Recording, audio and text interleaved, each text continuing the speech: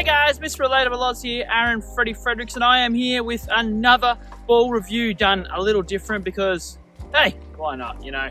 Today we are looking at the ball that I loved last time, the Bridgestone e12 Contact. 38% more face of the ball hits your club, comes out a lot better. I love this ball and went generally at least 10 to 20% further than any other ball I've tried or liked. Loved it. That's 68 compression, so, or 61, pardon. Now, the new ball I'm going to try is called the Wilson, oh, shivers, what is it called again?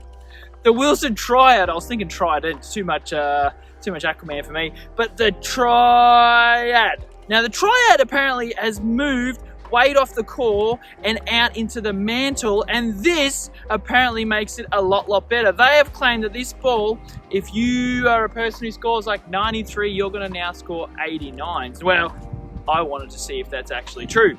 Pretty much standard dimple pattern, all that sort of thing, but the weight moved from the core to the outside, and Wilson generally have made a lot of good products. So with the drive, knowing that this ball is an absolute cracker, it honestly couldn't split them. The one time that I had a slight bit of fade on the Bridgestone and then did nearly the exact same opposite thing on another hole, the balls essentially performed really exactly the same. Now this ball is a compression 89, so it's a lot harder, but I think it's got a lot to do with that weight being moved to the mantle instead of being in the core. Chipping, well, you can see I've chipped them. They've come out pretty much exactly the same. And then when I've got up to the green, you also notice they pretty much, the Wilson did spin and stop a little shorter than the Bridgestone, but it did have a slight bit of uphill. So I'm going to say they pretty much nearly performed exactly the same. Little side note, I actually now hate this color because it's hard to see. White is so much easier to see, but anyway.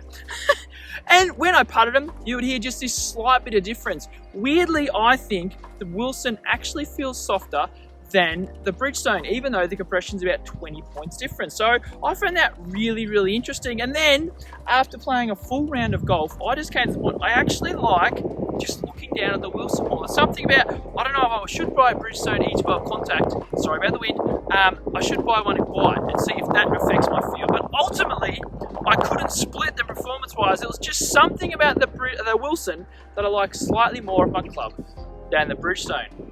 Can't tell you why, just the way it is. But anyway, my shorter ball reviews. Mr. Relatable Oz, the Wilson is the ball for me, but essentially if you see any of these two balls in the pro shop, make sure you buy it. The Wilson came out at about $4, just over a ball. The Bridgestone just around that $3 mark. So they are a little bit dearer, but ultimately if you see any of these two balls in your pro shop, buy it. You will not regret it.